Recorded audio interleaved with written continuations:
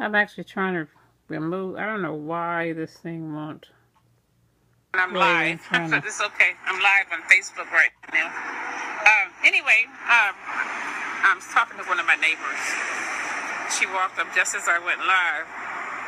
We're talking today about Genesis, I believe it's 29, where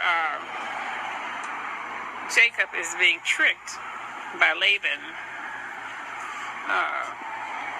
by being given Leah instead of Rachel, because he worked 7 years to get her for his wife, and when the time came, he was deceived. So we have to wonder why Leah is always perceived as the daughter of trickery. 3 things happened in this story. 2 sisters married the same man, and we have to ask who planned the trick. And Actually, 4 sisters. we need to know also what the aphrodisiac was. No, of course, they say it's mandrakes. Yeah. But we are also warned in our own lives when we approach the marriage date.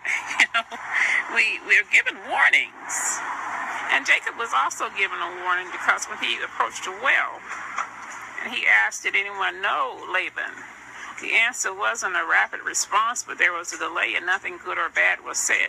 So even in our lives, when we choose a mate, we're given some warnings that we don't always heed. And we want to believe that everything is good and all the best,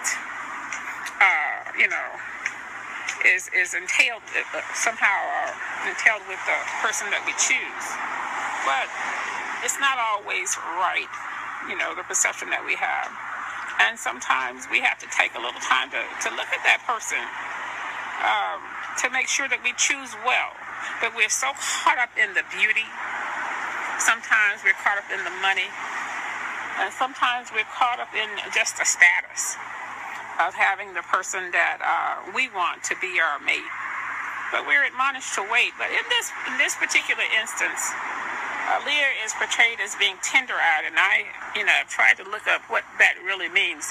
Does that mean that she's not beautiful, or does it mean that she's weak? And Strong somehow explains it as being weak-eyed.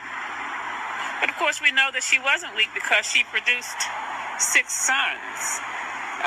And the other 6 sons that Jacob had, that were the leaders of his tribes, were produced by 3 other women. So she really wasn't a weak woman. But she's also always portrayed as the ugly daughter, the one that no one wanted. But even if that were the case with her, it doesn't necessarily mean that she was unwanted or she wasn't of value. God uses ordinary people to accomplish great things. And even though no one has put their hands on you and said to you that you are someone magnificent, you're someone great, that doesn't mean that God can't use you.